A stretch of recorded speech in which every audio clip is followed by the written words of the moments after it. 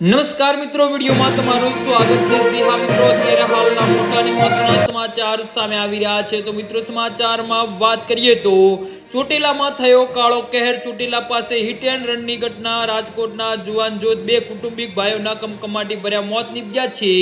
જી હા મિત્રો, અત્યારે હાલના મોટા અને દુઃખદ સમાચાર સામે આવી રહ્યા છે। ત્યારે 27 વર્ષીય જીતિન ભલસોડ અને 25 વર્ષીય મયુર ભલસોડ પીપળી ધામે રામદેવ પીરના મંદિરે દર્શન કરીને પરત આવતા હતા ત્યારે બનાવ બન્યો હતો।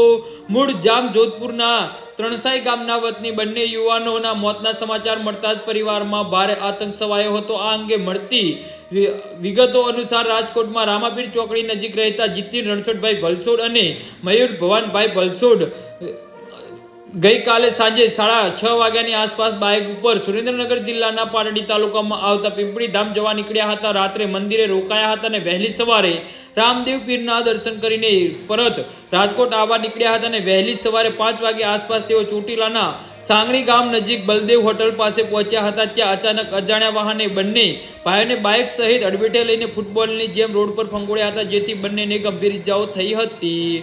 જી હા મિત્રો, તો આના વિશે તમારું શું કહેવું છે તો નીચે અમારી કમેન્ટ બોક્સમાં જરૂરથી જણાવજો અને અમારી યુટ્યુબ ચેનલને સબસ્ક્રાઇબ કરવાની ભૂલતા નહીં। ધન્યવાદ।